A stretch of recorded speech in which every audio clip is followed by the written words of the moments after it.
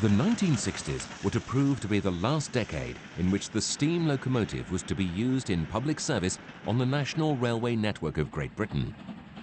It had held sway for virtually 1.5 centuries, and its charisma had created a devoted following amongst the male population of the country of its birth that amounted almost to a cult. For much of its lifetime, the steam locomotive fleet's history was recorded in print, a vast knowledge base being built up by professional and amateur historians alike, whilst most types of locomotive were photographed in great detail from the middle of the 19th century.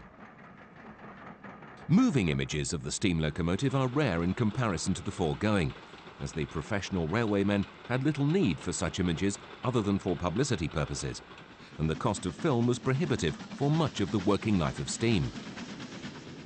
Improved cameras and the ample availability of film only happened in the middle of the 20th century, and even then, only a few amateurs could afford to purchase the 16mm film that ensured good quality images. We are indeed fortunate that there were such amateurs, and their footage is a priceless record of the steam locomotive in action.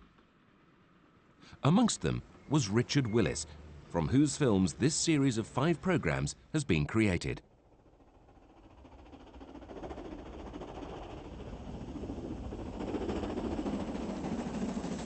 He started filming in the early 1960s, when steam had less than a decade still to run. Diesel trains, such as the blue Pullman seen here, were already making inroads.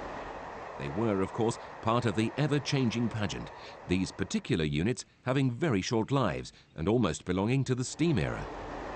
However, the young enthusiasts turned their backs on them and gathered on the birdcage overlooking Leicester Motive Power Depot to see the constantly changing steam panorama below.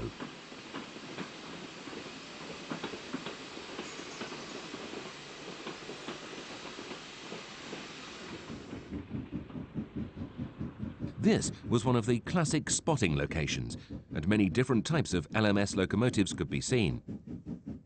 A 4F on a freight entering from the north was a sight that could have been seen almost unchanged from the 1920s onwards. These 060s had been the ultimate form of freight locomotive of the Midland Railway, which had built the main line through Leicester and had been perpetuated by the LMS right up until the 1930s.